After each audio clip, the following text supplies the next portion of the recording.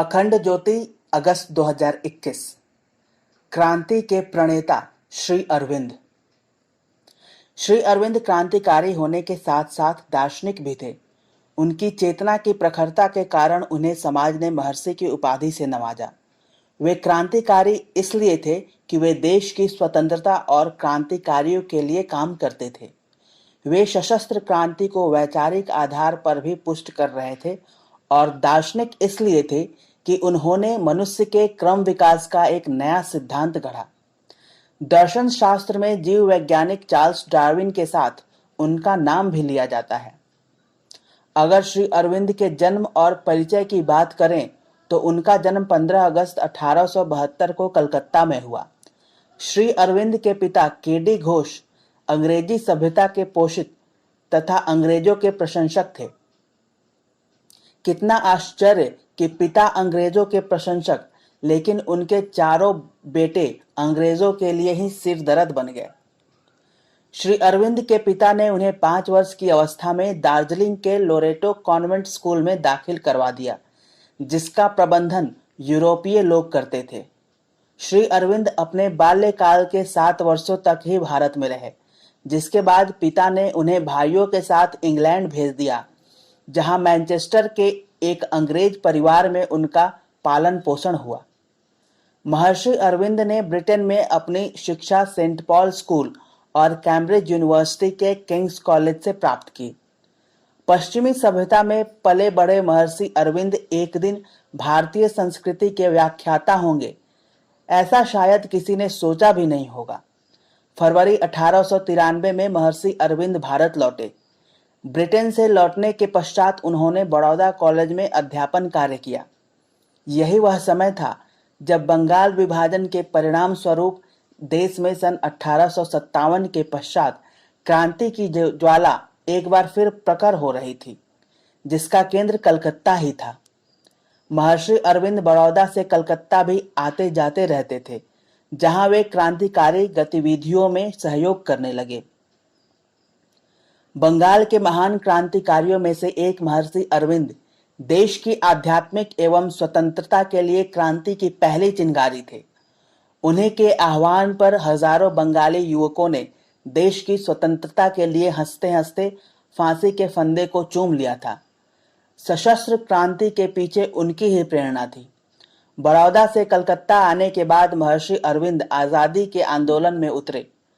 कलकत्ता में उनके भाई बारिन ने उन्हें बाघा जतिन, जतिन बनर्जी और सुरेंद्रनाथ टैगोर जैसे क्रांतिकारियों से मिलवाया। उन्होंने सन 1902 में अनुशीलन समिति ऑफ कलकत्ता की स्थापना में मदद की। उन्होंने लोकमान्य बाल गंगाधर तिलक के साथ गर्मपंथ विचारधारा को बढ़ाया। सन 1906 में जब बंग भंग का आंदोलन चल रहा था तो अरविंद ने बड़ौदा से कलकत्ता की ओर प्रस्थान कर दिया। जनता को जागृत करने के लिए अरविंद ने उत्तेजक भाषण दिए। उन्होंने अपने भाषणों तथा अखबार वंदे मातरम में प्रकाशित लेखों के द्वारा अंग्रेज सरकार की दमन नीति की कड़ी निंदा की थी। श्री अरविंद का नाम सन 1905 के बंगाल विभाजन के बाद हुए क्रांतिकारी आंदोलनों से जुड़ा और सन 1908-9 में उन पर अलीपुर बम कांड मामले में राजद्रोह का मुकदमा चला, जिसके फलस्वरूप अंग्रेज सरकार ने उन्हें जेल की सजा सुना दी। इस पर श्री अरविंद ने कहा था, चाहे सरकार क्रांतिकारियों को जेल में बंद करे, फांसी दे या यातनाएं दे, पर हम यह सब सहन करेंगे और यह स्वतंत्रता का आंदोलन कभी रुकेगा नहीं। एक दिन अवश्य आएगा जब अंग्रेजों को हिंदुस्तान छोड़कर जाना होगा। इत्तेफाक नहीं है कि 15 अगस्त को भारत को आजादी मिली और इसी दिन उनका जन्मदिन मनाया जाता है। सजा के लिए उन्हें अलीपुर जेल में रखा गया। इस जेल में श्री अरविंद का जीवन ही बदल गया। वे जेल की कोठरी में ज्यादा से ज्यादा समय साधना और तप में लगाने लगे। श्री अरविंद जब अलीपुर जेल में थे तब साधना के मार्ग में हुए परिवर्तनों के कारण वे क्रांतिकारी आंदोलनों को छोड़कर योग और अध्यात्म में रम गए। जेल से बाहर आकर वे किसी भी आंदोलन में भाग लेने को इच्छुक नहीं हुए। इसके बाद श्री अरविंद गुप्त रूप से पौंडीचेरी चले गए। वहीं पर रहते हुए श्री अरविंद ने योग द्वारा सिद्धि प्राप्त की और आज के वैज्ञानिकों को बता दिया कि इस जगत को चलाने के लिए एक अन्य जगत और भी है। श्री अरविंद ने पौंडीचेरी में आश्रम बनाया। वहीं सन 1904 में मीरा नामक फ्रांसीसी महिला की श्री अरविंद से पहली बार मुलाकात हुई, जिन्हें बाद में श्री अरविंद ने अपने आश्रम के संचालन का पूरा भार सौंप दिया। श्री अरविंद और उनके सभी अनुयायी उन्हें आदर के साथ मदर कहकर पुकारने लगे। श्री अरविंद का देहांत 5 दिसंबर 1950 को हुआ। बताया जाता है कि निधन के बाद 4 दिन तक उनके पार्थिव शरीर में दिव्य आभा बने रहने के कारण उनका अंतिम संस्कार नहीं किया गया और अंततः 9 दिसंबर को उन्हें आश्रम में समाधि दी गई। श्री अरविंद एक महान योगी और दार्शनिक थे। उनके चिंतन का पूरे विश्व के दर्शन शास्त्र पर प्रभाव पड़ा। उन्होंने जहां वेद, उपनिषद आदि ग्रंथों पर टीकाएं लिखी, तो वहीं योग साधना पर मौलिक ग्रंथ भी लिखे।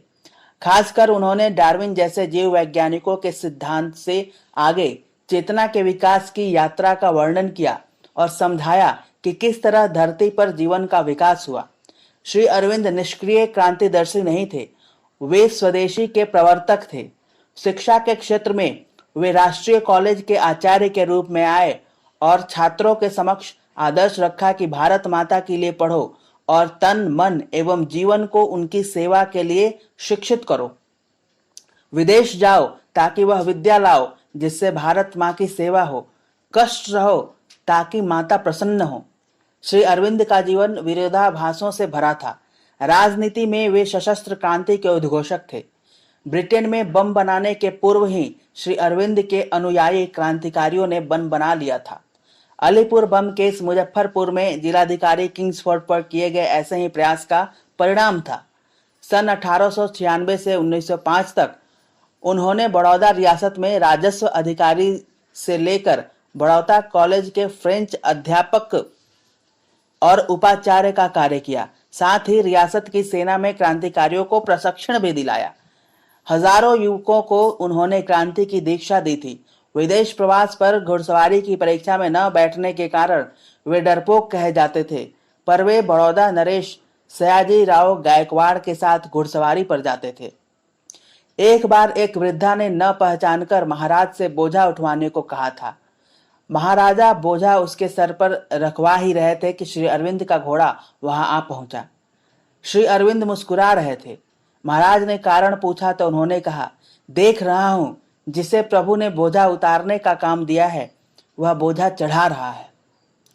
श्री अरविंद निजी रुपए पैसे का हिसाब नहीं रखते थे, पर राजस्व विभाग में कार्य करते समय उन्होंने जो आर्थिक विकास योजना बनाई थी उसका कार्यान्वयन करके बड़ौदा देशी रियासतों में अनोखा बन गया था।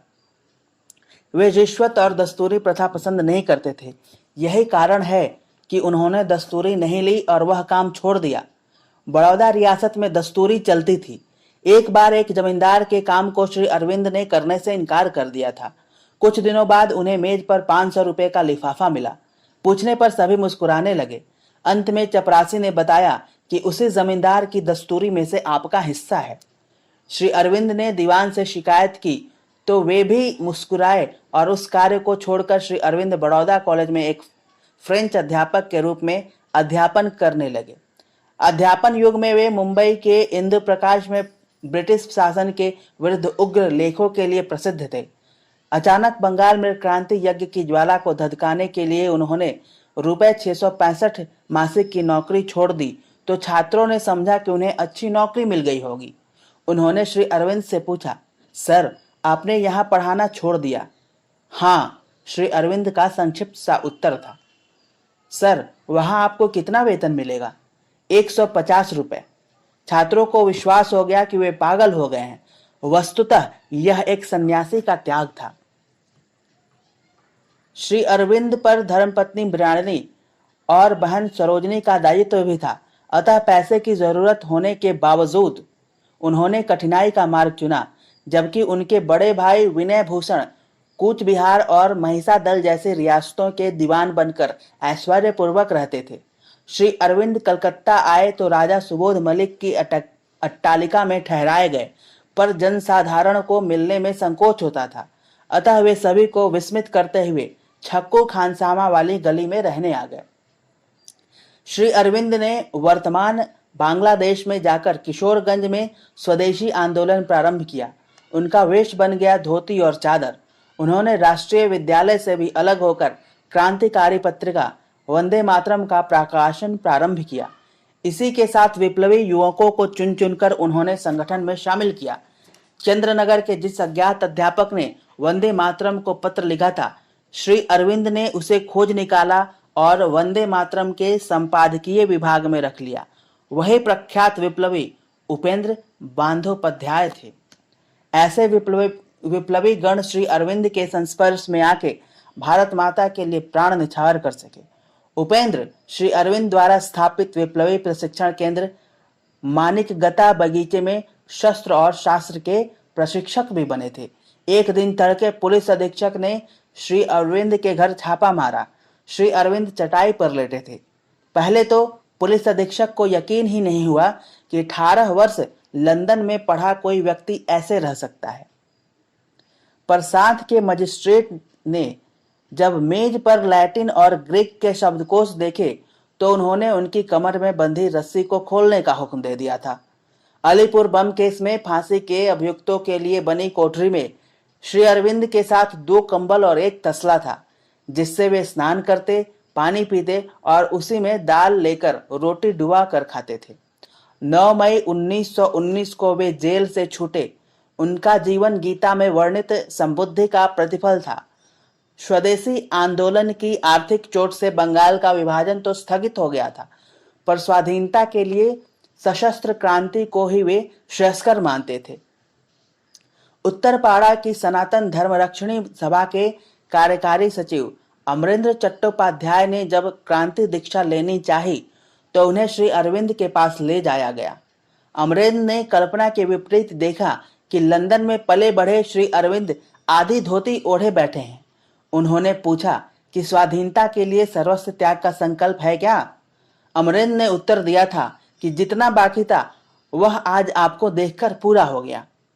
अपने 15 अगस्त 1947 के संदेश में श्री अरविंद ने विश्वास प्रकट किया था कि चाहे जिस मार्ग से हो, चाहे जिस उपाय से हो, भारत का विभाजन दूर होना चाहिए और होगा। श्री अरविंद के जीवन की अथाह गहराई को मापा नहीं जा सकता, परंतु उनके आदर्शों को अपने जीवन में उतारा जा सकता है। समाप्त।